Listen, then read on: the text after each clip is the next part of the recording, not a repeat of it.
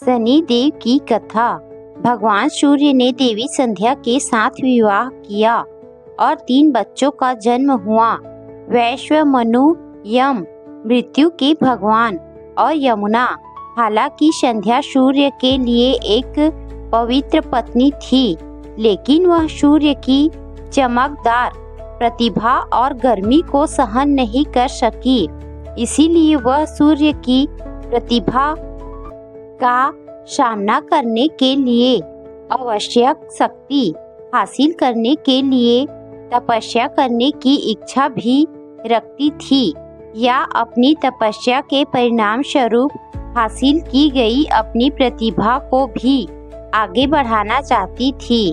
संध्या ने एक औरत को बनाया और उसका नाम छाया रखा और कहा कि वह सूर्य की पत्नी के रूप में अपनी भूमिका का प्रतिनिधित्व करे और 3 बच्चों की देखभाल भी करे।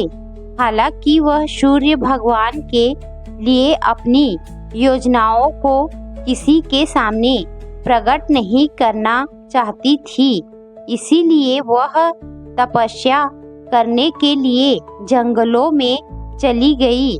चूंकि छाया बहुत साधारण रूप से मिलती जुलती थी, सूर्य भगवान उस पे संदेह नहीं कर सके।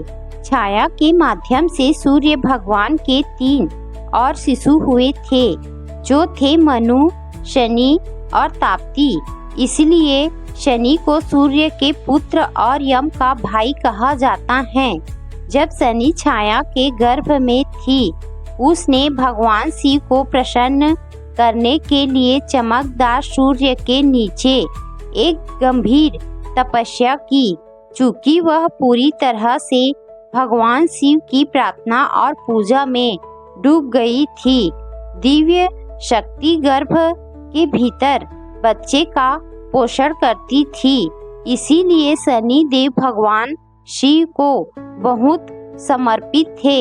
इसके अलावा जब छाया ने इतनी देर तक धधकते सूरज के नीचे तपस्या की थी, तो शनि गर्भ के अंदर काले रंग के हो गए थे। जैसे ही शनि देव जन्म हुआ, सूर्य भगवान ने उनके रंग को देखकर तुच्छ जाना और इस बात पर संदेह किया कि क्या शनि का जन्म उनके पास हुआ था।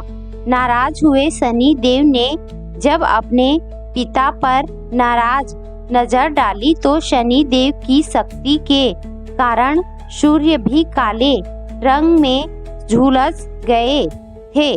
बाद में सूर्य ने अपनी गलती के लिए पश्चाताप किया और भगवान शिव की पूजा की, जिन्होंने उन्हें बताया कि क्यों शनि इतने काले थे। इस बात के पीछे सच्चाई को जानने के बाद सूर्य भगवान अपने पुत्र शनि देव के साथ खुश थे और वे एक दूसरे को बेहद समझने लगे।